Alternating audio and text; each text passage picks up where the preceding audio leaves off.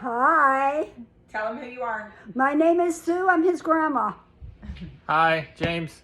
Hi, Janelle. Riley. Hi, I'm Giada. Isabel. All right. My speech is about how batteries are the most revolutionary invention. So, put simply, a battery is a cell that can store and release power whenever it wants. The first battery was conceived in 1745 by two electricians, Ewald Georg von Kleist and Peter von Mussenbrock. They invented a glass jar with two electrodes. The first was inside the jar and the second was outside the jar, which doesn't really seem like much, but it was able to hold a charge and deliver a shock to one of them. And fast forward to 1859, the first rechargeable battery was created by Gaston Plante, and it was a lead acid battery which could be recharged by applying the reverse current. So if it released a positive charge, you would have to recharge it with a negative charge. And that was by Krep-Elavoka in 2017. So the problem that batteries tried to solve is with an electrical device, there was a limited range that it had. So it had to be plugged into a power source via a wire.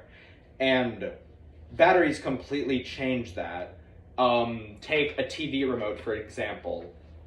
That could be taken literally anywhere and it could work literally anywhere. How batteries impact us today is everything uses batteries. The phone that I'm recording this on, my watch, the car that I use to get here, those all use batteries. Some of them are primary batteries, some of them are secondary batteries, but I'll get to that later. And Carnes, which is another source that I cited, said that it is difficult to identify many technologies that do not either rely on primary or secondary batteries. And so back to what I said about primary and secondary. Primary batteries are going to be your Duracell batteries, your AA or AAA, things that can't be recharged, that are one use only, and you have to recycle them afterwards. And then secondary batteries are your lithium ion batteries, things that you, like the ones in your phone where you can plug in and recharge. They have made life exceptionally easier. They have made communication easier. There's no need for landlines anymore. Everyone communicates through smartphones. They even are running cars strictly off of batteries, which is outstanding. And many inventions just wouldn't exist without batteries. Phones wouldn't exist, computers wouldn't exist, electrical transistors wouldn't exist. Nearly nothing would exist without a portable. Nothing in this world as we know it would not exist without a portable source of power like a battery. So what's the future of batteries?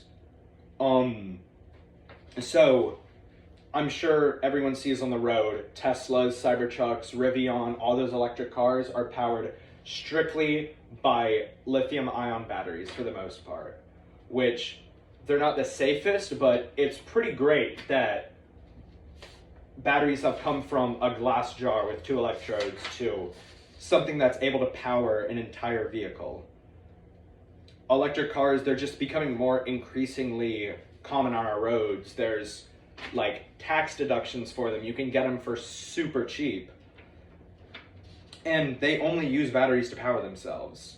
And the next future of batteries is going to be a solid state battery. So you guys are going to need some background on this. Lithium ion batteries have an anode and a cathode. One of them wants to get rid of electrons. One of them wants to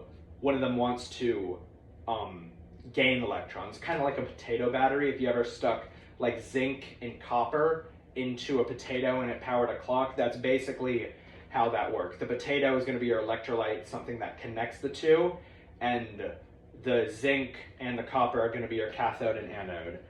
So lithium ion batteries work by having a cathode and anode, and they're going to be connected by a liquid electrolyte, an organic liquid electrolyte, and that's not that safe. That's why I think it was the Galaxy Note 3 actually exploded,